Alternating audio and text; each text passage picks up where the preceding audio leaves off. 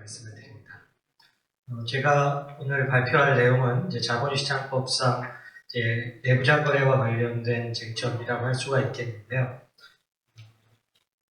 110페이지부터 이제 나오는 발표문 내용을 중심으로 해서 말씀을 드리도록 하겠습니다.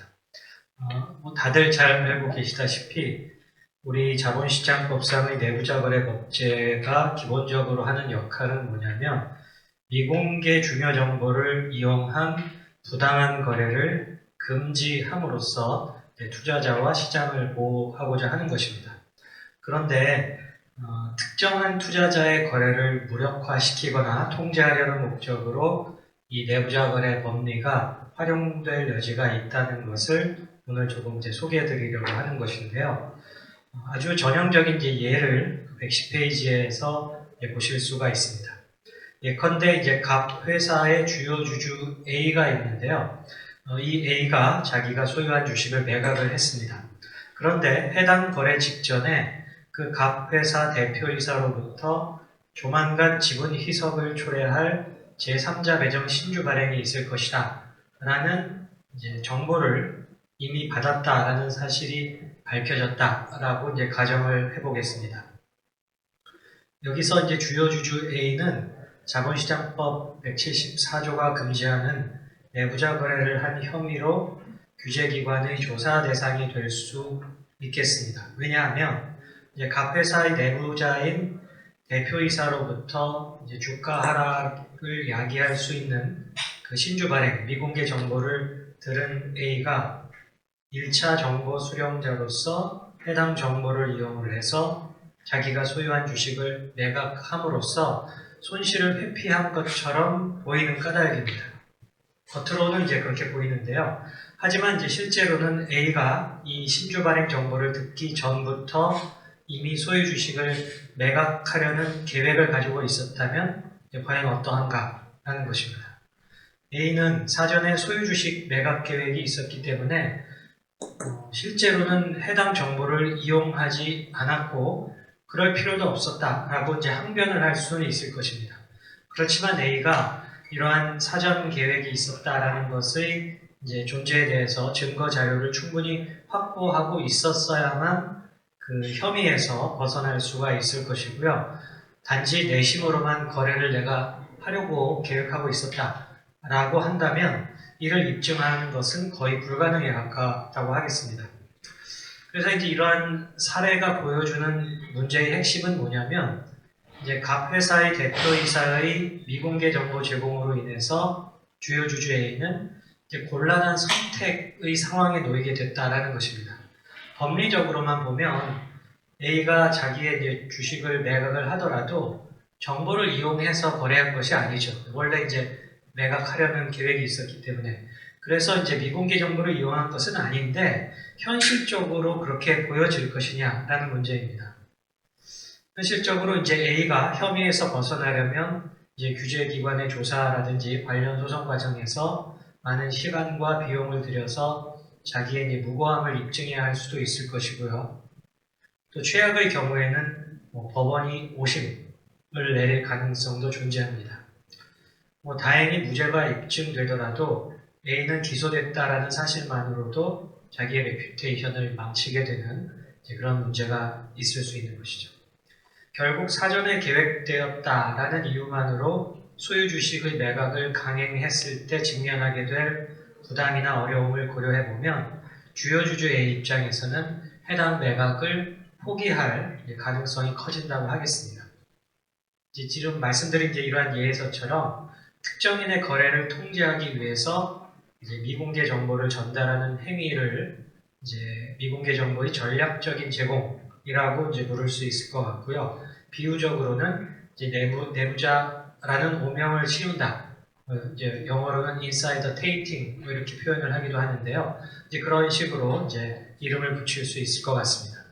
그래서 오늘 발표 내용은 말씀드린 이 내부자 오명 씌우기라는 것이 우리 자본시장법상 어떤 의미를 가지는지 좀 살펴보고 또 이 정보를 제공하는 행위 자체만을 규제할 필요는 없을까라는 점을 좀 말씀드리도록 하겠습니다. 111페이지 가서 보시면 이제 그 내부자 오명 씌우기를 어떤 인센티브가 있길래 하는 것인가 라는 것을 몇 가지 이제 상황으로 나누어서 소개해 드리도록 하겠습니다. 첫 번째는 이제 주주의 주식 매각을 무력화시키기 위해서 이제 오명 씌우기를 할 수 있을 것 같습니다. 방금 말씀드린 그 예를 생각을 하시면 되겠는데요. 그 주요 주주 A가 이제 주식을 매각을 하게 되면 당연히 주가에는 부정적인 영향을 미치게 될 것입니다. 그래서 이제 회사가 계획했던 신주 발행 자체가 좀 무산될 이제 위험도 있을 수가 있고요. 또 A가 큰 뭉태기로 이제 처분한 주식이 예컨대 이제 각 회사에 관심이 있는 투자자의 손에, 특히 이제 행동주의 투자자의 손에 들어가면 경영진 교체라는 이제 시도를 할 수도 있을 것입니다. 따라서 이제 각 회사의 경영진은 주요 주주 A의 주식 매각을 저지할 인센티브가 있다라고 할 수가 있겠고요. 이미 이야기했듯이 신주 발행을 하겠다라는 미공개 정보를 공유함으로써 그러한 목적을 달성할 이제 가능성이 생기는 것입니다. 그래서 이제 분별 있는 이제 투자자라면 그런 이제 규제 위험성을 무릅쓰고 거래를 강행하지는 않을 것입니다.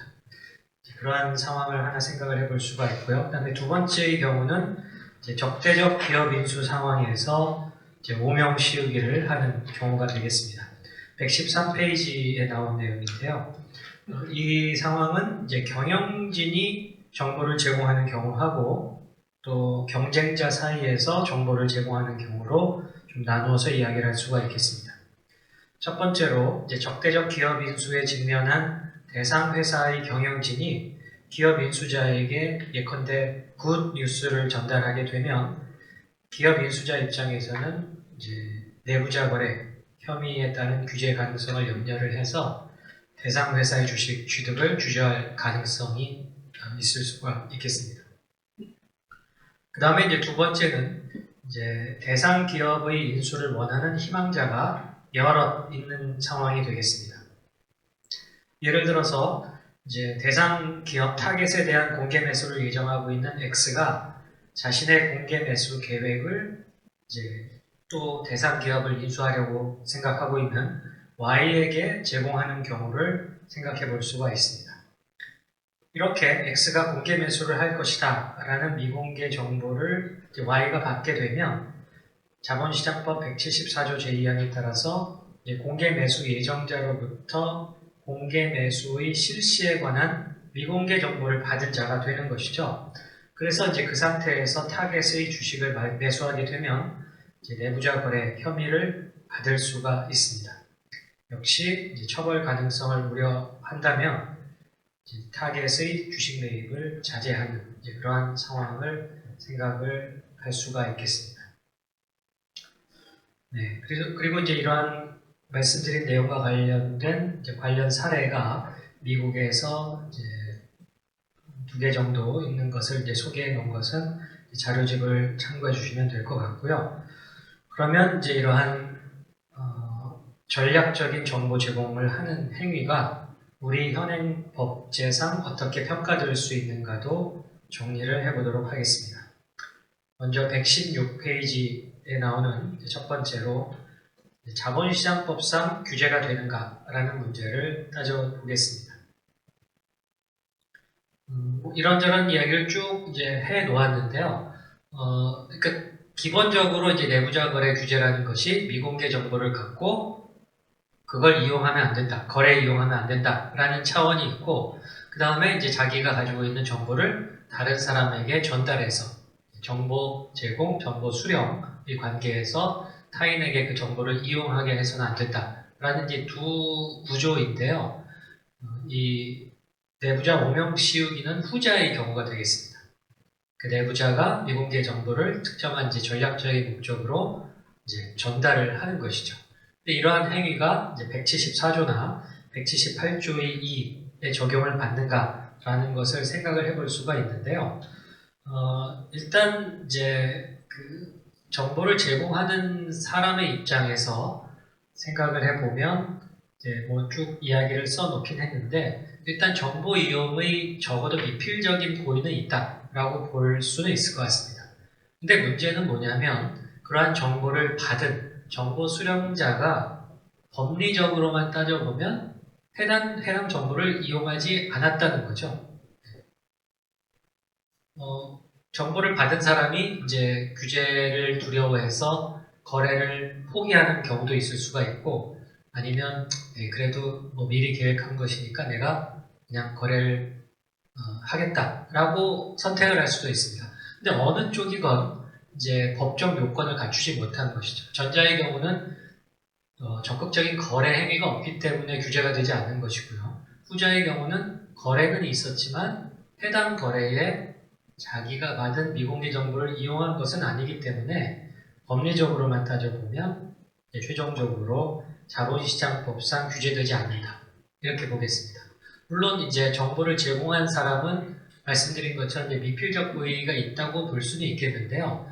근데 결국 이제 내부자 거래가 이루어지진 않은 것이니까 일종의 미수라고 할 수가 있는데 현행 자본시장법상은 이제 미수 행위는 처벌하고 있지 않기 때문에 최종적으로 정보 제공자, 정보 수령자 모두 규제되지 않는다라고 생각이 됩니다. 그다음에 이제 두 번째는 이제 미공개 정보를 받은 정보 수령자가 그러면 자기가 이제 혐의를 받지 않기 위해서 그 정보를 공개함으로써 즉 그 미공개성을 스스로 제거함으로써 내부자 오명에서 벗어날 수 있는가라는 문제도 생각을 해볼 수가 있는데요. 우리 이제 현행 자본시장 법령을 제가 쭉 적어 놓았듯이 현행 규제, 현행 이제 자본시장 법령을 보면 딱 정해진 방식으로만 이제 정보를 공개할 수 있게 되어 있습니다. 그렇다 보니 이제 정보 수령자가 스스로 이 정보의 미공개성을 제거하는 것은 어렵다라고 할 수가 있겠습니다. 그 다음에 이제 세 번째는 이제 공정공시 규제가 이제 적용될 수 있는 부분은 없을까라는 것인데요. 이 선택적 공시를 규제하는 이제 공정공시 규제의 여러 이제 내용들을 제가 쭉 살펴보았더니 내부자 오명 씌우기 유형에 따라서 이제 공정공시 규제가 적용되는 것도 있고요. 그렇지 않은 것도 있는 것으로 보입니다. 대표적으로 아까 이야기한 이제 신주 발행 정보 같은 것은 공정공시 규제 적용 대상인 것 같고요. 반면 이제 공개 매수 정보 같은 경우는 공정공시 규제 적용 대상은 아닌 것으로 보입니다. 그래서 이제 어떤 행위냐에 따라서 이제 공정공시 규제의 대상 여부가 좀 달라질 것 같긴 한데요. 이제 문제는 이 공정공시 규제가 우리나라에서는 자본시장법에서 그 근거를 두고 있지 않고 이제 거래소 이제 관련 규정이 해당 내용을 이제 규정을 하고 있다 보니까 위반하더라도 형사벌이나 손해배상 청구 같은 제재는 뒤따르지 않는다는 그러한 점을 생각을 해볼 수가 있습니다. 그 다음에 이제 마지막으로는 이제 회사법상 충실의무 위반 문제는 없을까라는 것도 생각을 해보았는데요. 아까 이야기한 이제 그 적대적 M&A 상황에서 경영진이 이제 방어 행위의 하나로서 정보를 전달하는 경우를 생각을 하시면 될 것 같습니다. 그런데 이제 그러한 상황에서 이사가 경영진이 오로지 자신의 지위 유지만을 목적으로 이제 회사나 주주에는 이익이 되는 그런 기업 인수를 방해하게 된다면 그것은 회사법상 충실의무 위반이 된다고 볼 수 있겠습니다. 따라서 이제 회사법리상 또 경우에 따라서는 이사 그 전달자의 특히 이제 이사가 될 텐데 충실의무 위반도 이제 문제가 될 여지는 있겠습니다. 근데 중요한 것은 뭐냐면 자본시장법상으로는 이 전략적인 정보 제공 오명 씌우기가 이제 규제되지 않는다라는 부분이 되겠습니다. 그래서 이제 이렇게 쭉 말씀드린 내용을 전제로 해서 이제 거래가 수반되지 않더라도 정보를 제공하는 그 행위 자체만 규제하는 것이 적절하지 않을까라는 이제 그러한 내용을 이제 가지고 이제 외국의 입법례 그리고 개인적인 의견을 이제 제시를 하였습니다. 120페이지 보시면 이제 먼저 EU의 시장 남용 규정, Market Abuse Regulation의 내용을 소개해 놓았는데요.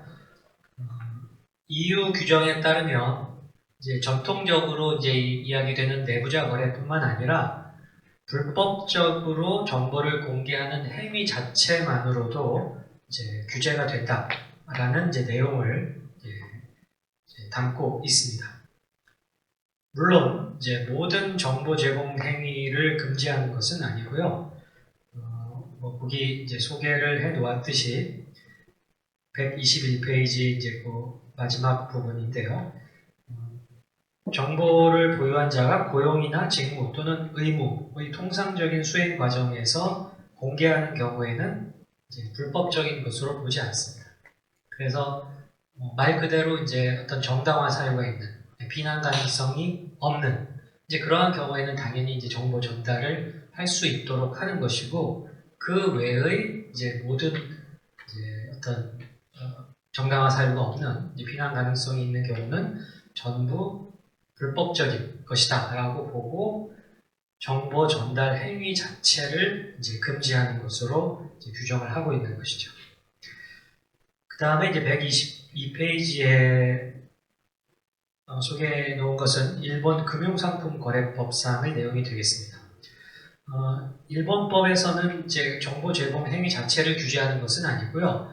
공개 매수와 관련해서 이제 그 공개 매수 정보를 수령한 자의 이제 거래를 이제 적용 제외하는 이제 그러한 내용을 담고 있는 내용이 되겠습니다.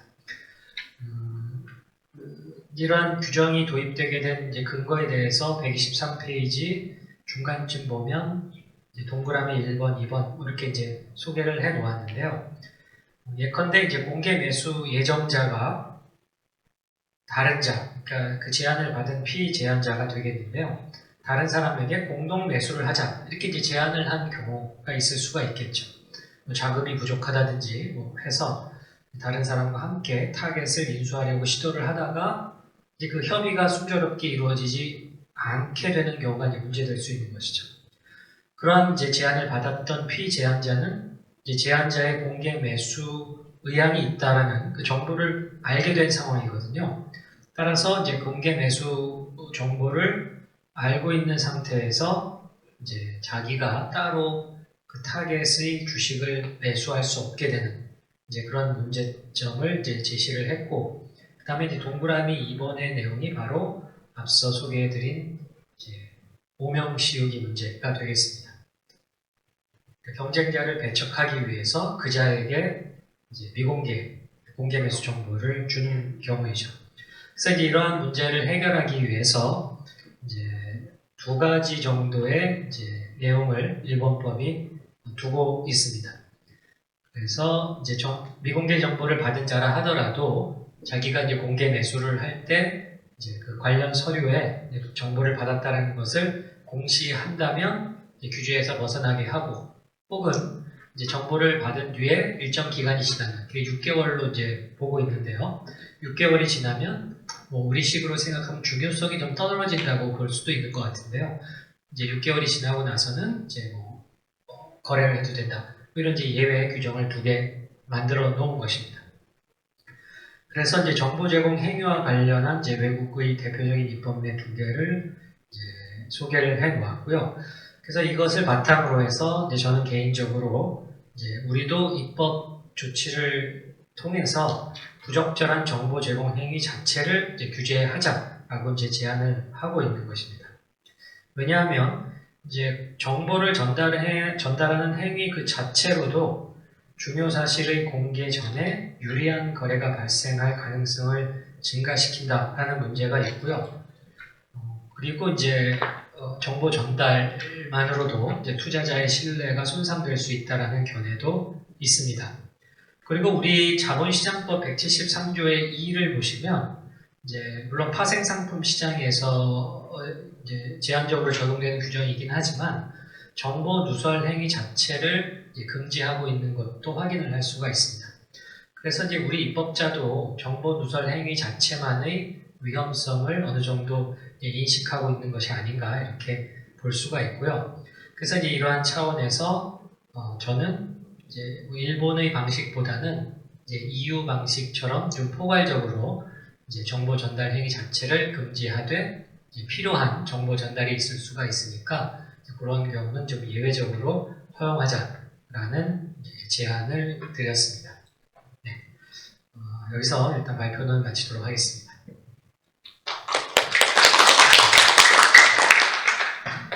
네, 장 교수님, 많은 내용에도 불구하고 제가 요청한 시간을 싹 지켜주셔서 너무 감사드립니다. 그럼에도 불구하고 중요한 얘기를 잘 해주신 것 같아요. 우리 174조에 나와 있는 내부자 거래 규제에서의 이제 규제되지 못하고 있는 이런 이제 부적절 내지 불법한 정보 제공 행위를 어떻게 규제할 것인가에 대해서 입법적인 대안을 제시를 한 것 같습니다. 여기에 대해서 우리 두 분의 또 전문가가 있기 때문에 전문가의 의견을 한번 들어볼 텐데, 먼저 우리 성 교수님 마찬가지로 7분 내에 좀 부탁드리겠습니다. 예, 인하대학교 성희환입니다. 장변영 교수님 오늘 발제를 잘 들었습니다. 굉장히 저는 이제 이런 뭐랄까 주제랄까 문제 제기를 처음 보는 거여서 참 참신하게 어떤 문제 제기를 참 잘 가져오셨다라는 생각이 들었고 처음에 읽을 때는 이게 참신하긴 한데 얼마나 이런 사례가 있을까라는 생각이 좀 들었었습니다. 근데 그 행동주의 펀드들의 어떤 경영 관여 이런 부분들이 앞으로 이제 더 확대될 것 같고 그런 차원에서는 M&A를 둘러싸고는 뭐 오만 일이 다 벌어지니까 충분히 이것도 하나의 전략으로 사용할 수 있겠구나라는 그런 생각이 들어서 굉장히 적절한 시점에 아주 참신한 주제를 잘 제기하셨다고 이제 생각이 되고요. 명칭에서 한번 생각을 해봤는데 테이팅이라는 거를 이제 장 교수님 오명 씌우기 이렇게 했는데 이것도 나쁘진 않은데 여러 가지 뉘앙스나 이런 점을 볼 때는 덫을 놓는다든가 함정을 판다라든가 뭐 이런 표현도 대안으로 한번 생각해 볼 수 있을 것 같고요. 그 다음에 이제 그 본문 중에 정보의 인식만으로는 우리 현행법에 대해서 정보의 인식만으로는 안 되고 이용이 있어야 한다라는 게 이게 소위 말하는 이제 그 이용 기준이죠. 이용 기준과 보유 기준으로 대별이 되는데 우리는 굉장히 엄격한 이용 기준을 택하고 있고 많은 그 외국의 입법례들이 보유 기준을 택하고 있습니다. 그러니까 보유한 상태에서 거래가 있었으면은 그냥 법적 추정을 해버리는 거죠. 그래서 법 제도에 의해서 이제 법 규정에 의해서 자동으로 입증 책임 넘어가는데 우리는 이용 기준이기 때문에 일단은 이제 검사가 그 입증 부담을 다 지게 됩니다. 그래서 물론 이제 재판 그 소송 기술상 보유한 상태에서 거래를 하면은 웬만하면 이제 그 법관이 판사가 그거를 거정 책임을 이제 전환을 시켜주는데 그게 이제 자동으로 보장이 안 된다는 그런 좀 문제가 있어서 그래서 입법적으로 이거를 우리도 외국처럼 이용 기준이 아니라 보유 기준으로 가야 된다라는 의견이 꾸준하게 수십 년째 지금 그렇게 제기가 되고 있는 상황입니다. 그리고 그 오명 씌우기에 대한 대응 전략 각주 8번에서 이제 좀 하고 뒤에서 미공개 정보의 어떤 공개 매체와 어떤 방법 이런 것들을 이야기하셨는데 이게 물론 이제 말씀하신 대로 현행법상 이 공개 주체 그러니까 공시와 미공개 정보 공개는 사실 다른 맥락입니다. 공시는 딱 정해진 그 전자공시 매체로만 이제 해야 되는데 미공개 정보 공개는 여러 가지 채널이 다변화되어 있죠. 다변화되어 있고 그 채널 바깥에서 이루어진 행위에 대해서는 어떻게 할 것이냐에 대해서는 사실은 구체적인 사건마다 조금씩 다른데 일단 법원은 법에서 정하지 않은 채널에서는 수천 명이 알고 있더라도 공개된 것이 아니다라는 입장을 좀 가져가는 것은 같습니다. 그리고 이게 하나가 이제 좀 약간 우리 법에서 좀 문제가 저도 이번에 새롭게 이제 본 게, 그러니까 공시 의무의 주체가 회사가 되는 건 이제 당연한데, 이 미공개 정보의 공개 주체가 이것도 회사가 꼭 돼야 되는가라는 생각에 대해서는 저는 그럴 필요가 없는데 우리 법이 이렇게 돼 있구나. 이 부분은 좀 개선이 돼야 될 것 같습니다. 어쨌든 일단 투자자들에게 그 정보가 얼마나 전파되었느냐라는 점에서 봤을 때는 그것이 꼭 회사가 그 공개 주체가 되어야 될 필요는 없어 보이거든요. 그래서 이 부분에 대해서는 앞으로 입법적으로 좀 보완이 이루어져야 될 것 같고, 그러면 이제 현 상황에서는 어떻게 하면 이거를 좀 공개시킬 수 있는 방안이 없는가라는 걸 한번 생각해 봤는데, 이제 일단 언뜻 든 거는 그 거래소의 조회 공시 제도를 이용하면 어떨까라는 생각이 들었습니다. 그러니까 조회 공시는 크게 이제 두 가지입니다. 풍문 보도. 하나는 풍문 보도, 또 하나는 시황 변동입니다. 그리고 이제 풍문 보도는 한 2개 이상의 일간지에 보도가 있었을 때, 이때 이제 거래소가 바로 조회 공시를 들어가는 거죠. 그러면 이게 우리가 수시공시라고 한 이야기되는 그거는 정보가 이미 이제 풀리 디벨롭트 된 상태에서 더 이상 가지고 있어봤자 긍정적인 효과보다는 부정적인 효과가 훨씬 크다. 그래서 강제적으로 이제 공시 의무를 부여를 하는 거거든요. 근데 조회 공시는 사실은 정보가 이제 막 시작이 트는 그런 초기 단계에서 바로 거래소가 그걸 공개하라고 이제 요구한다는 점에서 기업 입장에서는 사실 굉장히 좀 난감한 그런 문제입니다. 그러니까 영업 비밀과 투자자의 알 권리가 이제 충돌하는 어떤 그런 부분인데, 근데 이제 보도가 그렇게 이제 2개 이상의 어떤 일반적인 보도가 된다. 이래 되면은 조금, 이거는 투자자 알 권리 우선한다고 봐서 요구를 하고 있죠. 그 다음에 또 하나가 이제 그 풍문입니다, 풍문.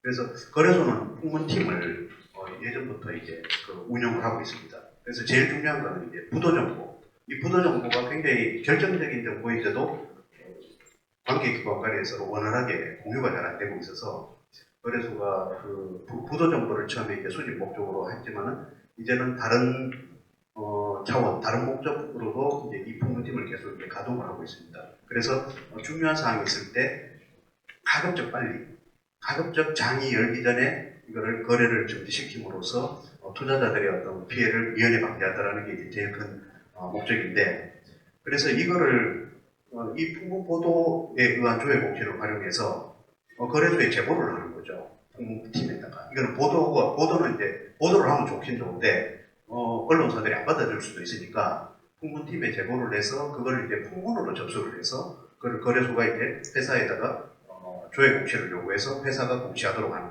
이런 방안이 하나 있지 않을까라는 생각이 들었습니다. 그리고 각주 구번에서 장 교수님이 이제 부정유형 이론에 대해서 좀 주석으로서 좀 길게 얘기하셨는데, 이 부정유형 이론에 대한 어떤 백그라운드가 길다 보니까 약간 읽을 때 조금 뭐랄까 생략이 많이 돼서 좀 불명확한 점이 있는데 제가 약간 이제 보완을 하자면은 그러니까 덕스 케이스와 이 부정유형 이론은 좀 맥락이 약간 좀 다른 차원에서 가는 게 아닌가라는 게 제 생각이고요. 덕스 케이스는 한마디로 정보를 티핑을 해도 여기에 대해서 준자가 개인적 이득의 목적이 없다라면은 거기에 대해서 어떤 정보 제공 혐의를 이제 지지 않는다라는 그런 케이스입니다. 그러다 보니까 중대한 내부 정보가 누설이 됐는데도 여기에 대해서 책임을 지는 사람이 없으니까 이거를 SEC가 그 공정공시제 레귤레이션 FD를 통해서 돌파를 한 것이죠. 2000년에. 그 다음에 이 부정유형 이론은 사실은 그 미국에서 우리가 정보부 교과서 열면 항상 나오는 미국에서 내부자 거래 이론이 이제 3개로 이제 나눠지지 않습니까? 3단계로 나눠지죠. 당연히. 처음에 이제 나오는 게 68년에 텍사스 걸프 설프 사건에서 정보 평등 이론이 나오고요. 근데 이건 이제 연방 대법원 판례는 아니었습니다.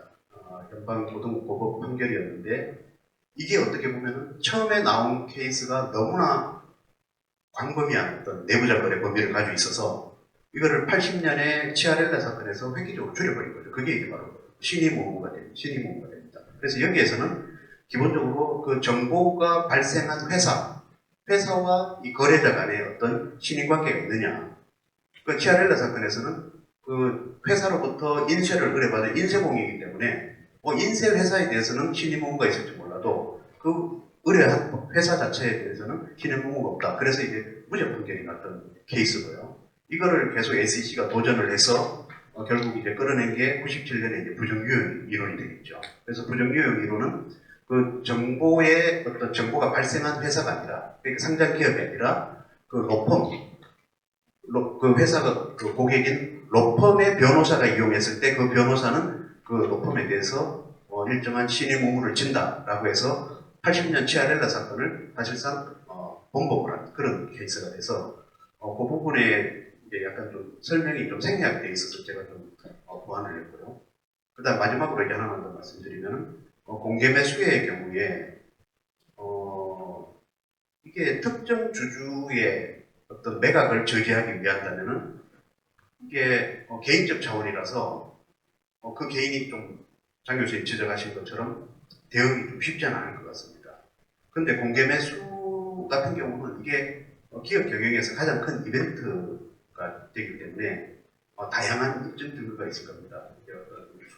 수많은 검토 문서나 자료들, 또 커뮤니케이션 이런 것들이 있어서 오명 씌우기가 그렇게 어떤 특정 주주를 주저앉히는 것보다는 훨씬 어렵지 않을까라는 생각이 들고, 그리고 우리 법상으로도 이 공개 매수자가 개인적 착복을 하지 않는 한, 그러니까 그 공개 매수를 위한 공식적인 이제 펀드와 계좌가 있을 거 아닙니까? 그거 말고 개인적으로 거기에 편승해서 무임승차해서 따로 착복하는, 그게 아니면은 사실상 사전에 이제 뭐 매수를 하고 이런 것들이 문제는 지금 안 되게 되어 있는 게 우리 법제로 그렇게 이제 알고 있습니다. 이상으로 제 토론을 마치겠습니다. 감사합니다. 네, 고맙습니다. 좋은 점을 잘 지적을 해주신 것 같고요. 그러면 임 교수님 마찬가지로 7분 부탁드리겠습니다. 네, 장 교수님 발표 잘 들었습니다. 이게 미공개 중요 정보 이용 행위를 경영권 방어 전략, 또 주식 매각 우산화 전략으로 이용할 수 있다는 게 되게 새로웠는데요. 그래서 다시 이제 자본시장법 규정을 자세히 봤습니다. 이게 정말 이런 일이 일어날 수 있을까? 그러니까 송 교수님이랑 저는 이제 처음에 그런 의문이 굉장히 드니까요.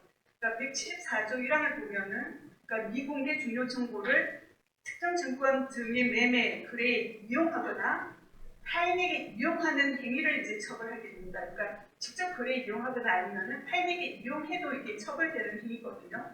그래서 보면은 이 규정 위반한 행위자는 10년 이하의 징역 또는 5억 원 이하의 벌금에 처하고요.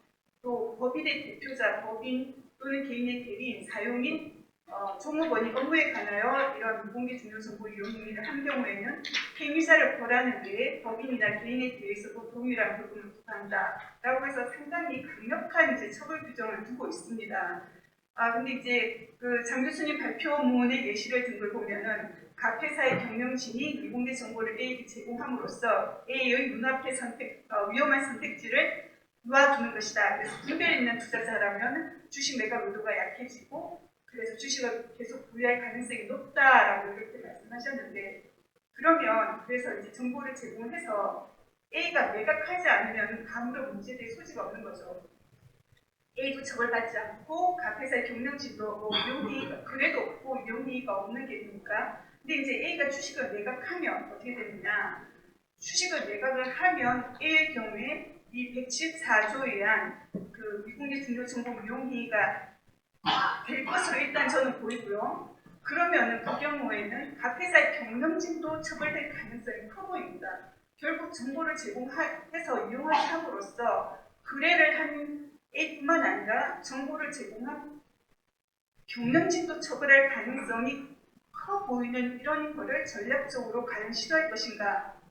이거 거의 도박 아닌가? 자기 처벌의 위험성을 무릅쓰면서까지 이용자가 이제 매각을 저지하는 쪽으로 그런 전략으로 사용할 가능성이 얼마나 될까라는 의문이 저는 이제 좀 많이 들었고요. 거기에 대해서 이게 이제 요건의 입증과 관련해서 장 교수님은 이제 그 정보를 이용하게 하는 고의가 없다. 그러니까 경영진이 이거를 매각을 무산시키기 위해서 정보를 제공한 것이지 정말 이용하게 할 고의가 없었기 때문에 이 174조의 미공개 중요 정보 이용 행위에 해당하지 않는다라고 말씀을 하셨어요. 그러면은 그렇게 되면은 경영진도 처벌받지 않게 되고 이용자도 처벌되지 않는다라는 그러니까 요건이 충족되지 않는다라고 말씀을 하셨는데 과연 이 고의가 없다라는 게 쉽게 인정이 될 것인가? 그러니까 타인의 이용에 대한 고의가 필요한데 고의가 없기 때문에 정보를 이용하게 하는 행위에 해당하지 않는다라고 했는데 사실 고의 인정이라는 거는 정황만 있으면 그 고의를 인정하는 주제거든요. 판례를 보면 고의를 인정하는 주관적 구성 요건을 인정하는 거는 사실상 거의 뭐 정황 증거 외에는 다 고의가 없었다라고 하기 때문에 정황상 고의가 인정되면은 정황 증거에서 인정되는데 과연 이게 정보를 제공했을 때 나는 이거를 우선시키기 위한 고의였다라는 게 인정될 수 있을까? 특히 경영진과 대주주라는 관계, 왜 정보를 제공했느냐? 그런 어떤 특수한 관계, 뭐 시민 관계 이런 관계가 있을 때, 그 다음에 이제 정보 제공 행위를 처음 한 게 아니라 그 전에도 정보를 제공해온 관계라면 이 부분에서 과연 고의가 없다는 게 받아들여질 수 있을까? 물론 사실의 입증과 법리가 별개의 문제라고는 하나 실질적으로는 사실의 입증 문제가 중요하기 때문에 이 입증이 안 될 때는 그런 요건이 사실상 추정되는 효과가 있어서 이 부분에서 좀 약간 그 책임을 요건에 해당하지 않는다라고 단정짓기가 사실상 어렵지 않을까. 그러니까 결국 경영자도 처벌될 가능성이 높은 전략이기 때문에 이거는 쉽게 이용할 수 없는 전략으로 보여진다라는 생각이 들었고요. 그 다음에 이제 자발적 정보 공개를 통해서도 벗어날 수 없는 내부자 오명 씌우기라는 항목을 두셨거든요. 그러니까 이 부분은 그러면은 전제가 자발적 정보 공개를 통해서도 벗어날 수 없는 내부자 오명 씌우기라고 하셨을 때는 그 전제가 수령자가 책임을 진다라는 것을 전제로 해서 이런 제목을 정하신 것 같은데 조금 전까지 논의한 것과는 조금 약간 모순되는 거 아닌가. 말씀하시는 거는 내부자 오명 씌우기는 타인의 이용에 대한 고의가 없기 때문에 그런 내부자 거래 규제 요건이 적용되지 않는다라고 말씀하신 것과 이 자발적 정보 공개를 해도 결국 이 미공개 정보가 공개 정보가 되기 위해서는 특정한 주체가 이제 법인에서 특정한 매체를 통해서 뭐 전자공시를 하든지 일간지에 공고를 하든지 그런 특정한 방법에 의해서 공개를 해야지만 공개된 정보가 되고 그렇지 않은 경우에는 여전히 미공개 중요 정보다라고 말씀하시는 것 같은데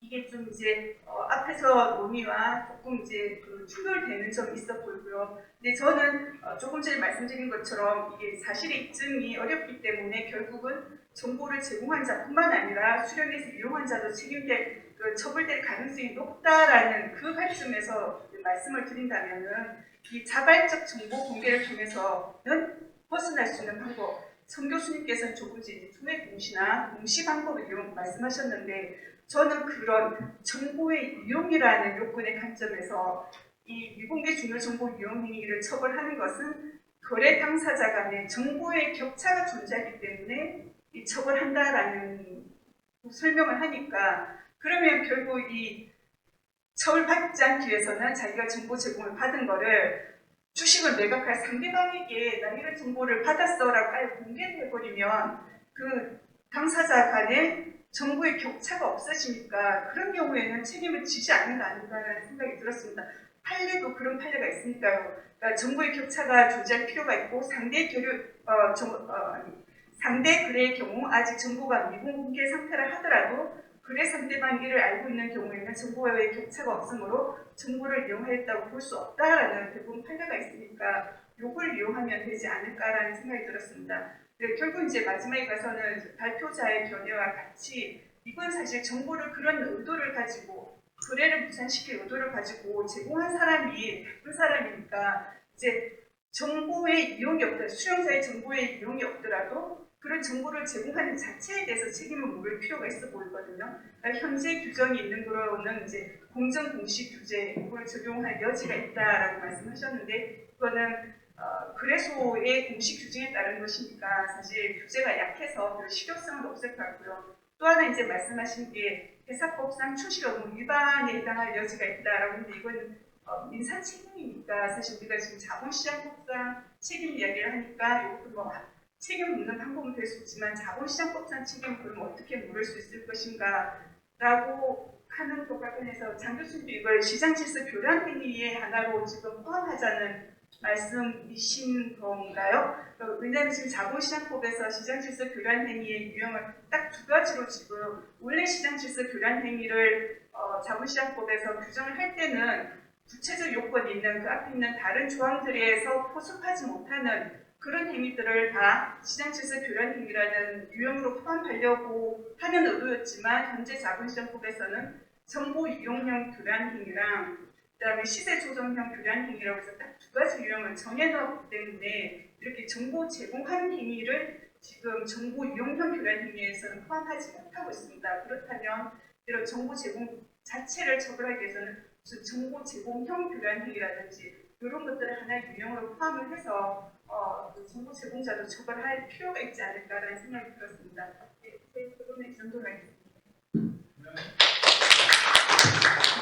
네, 김 교수님 감사드립니다. 몇 가지 점에 대해서 우리 발표자의 의견에 대해서 또 다른 해석을 생각을 하신 것 같습니다. 뭐 시간이 이제 거의 됐는데 혹시 청중석에서 질문이 있으면 한 분 정도 받고요. 네, 그렇지 않으면 우리 이제 발표자의 답변을 들으면서 마무리하도록 그렇게 하겠는데요. 장 교수님 보면 이제 이 제목에서 부적절한 표현을 사용을 했는데 얼핏 EU에서는 이 불법적이라는 용어를 쓰고 있는 것 같아요. 그래서 부적절한 용어의 의미를 EU와 같은 불법적으로만 한정을 하고 있는 건지 아니면 그 이외에 불법 이외에 다른 그런 행위도 염두에 두고 이런 용어를 썼는지 그것도 좀 궁금하기 때문에 혹시 필요하면 답변해 주시고 우리 임교선 교수님 여러 말씀을 하셨는데 한 2분 정도로 해서 마무리해 주실 것 같겠습니다. 네.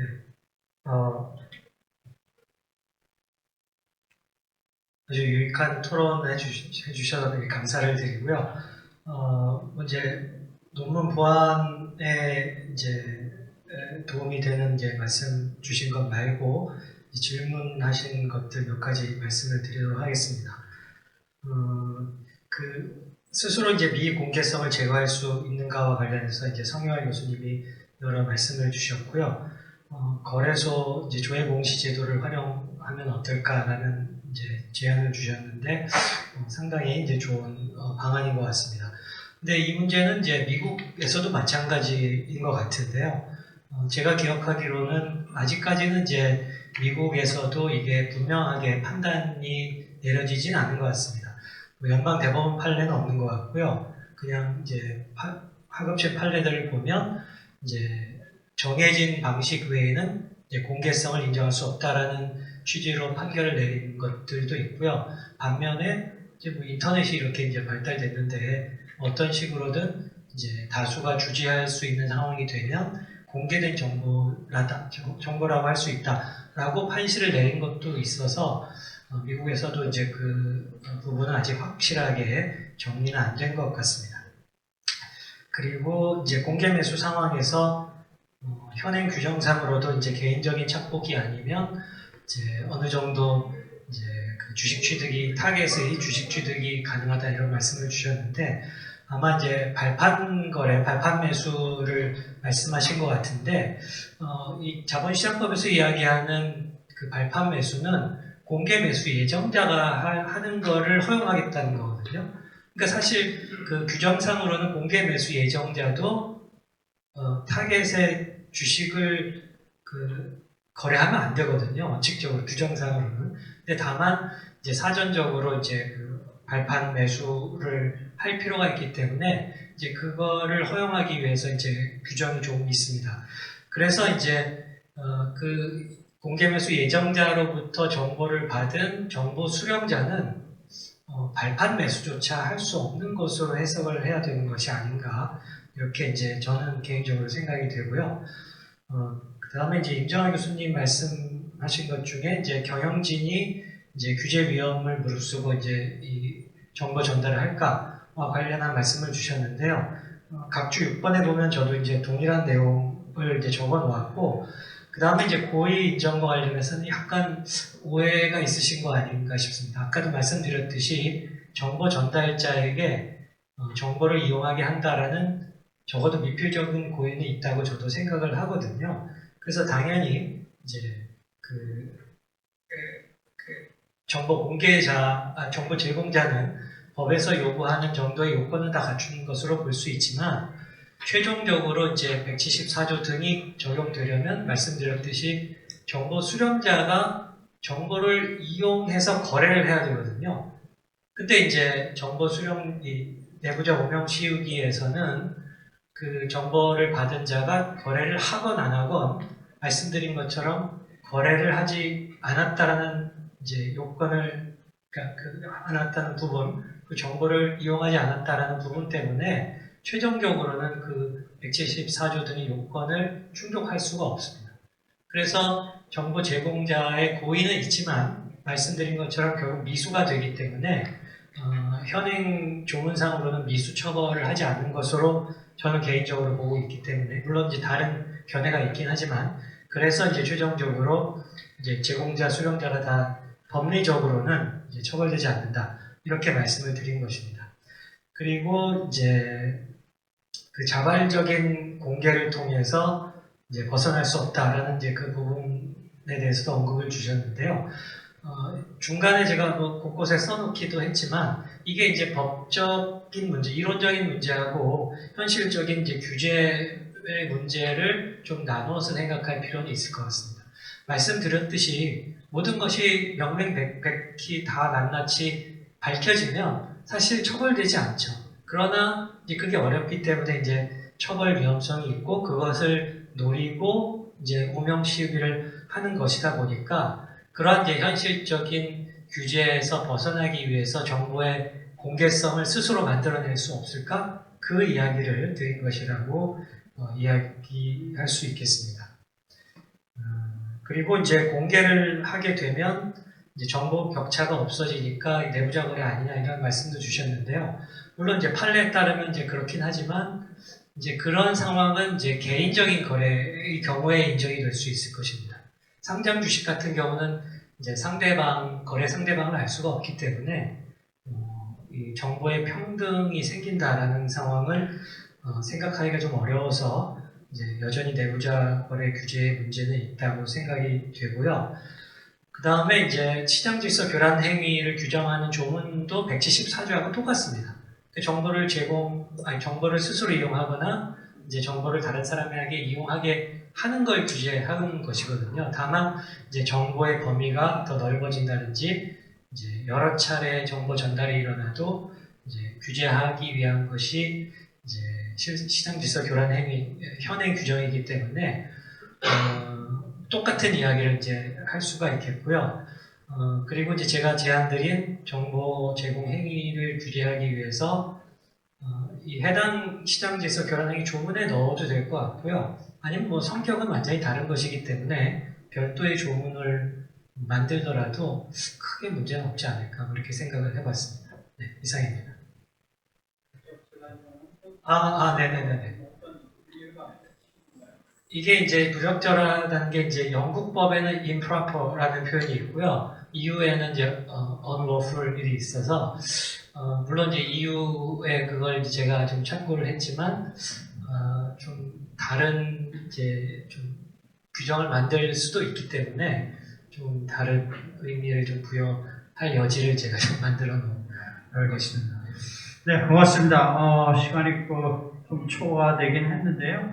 어쨌든 우리 발표자인 장 교수님 174조의 문제점, 맹점, 특히 이제 정보 전달 행위에 대한 규제의 필요성에 입법적인 대안을 제시하는 것은 우리가 또 고민을 계속해 볼 필요가 있는 사안이 아닌가, 이렇게 생각이 되면서 첫 번째 주제 발표를 모두 마치도록 하겠습니다. 수고 많으셨습니다. 여러분.